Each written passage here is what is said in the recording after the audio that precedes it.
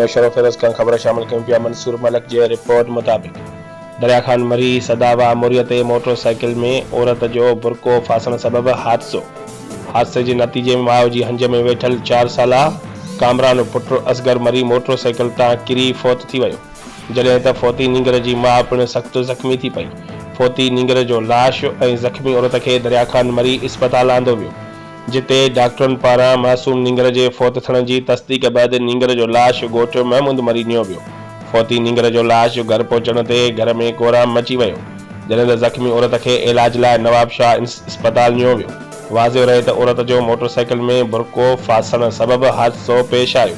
हादसे सबबि माउ जी हंज में वेठल मासूम नींगर कामरान फौत ऐं संदसि माउ सख़्त ज़ख़्मी थी पई।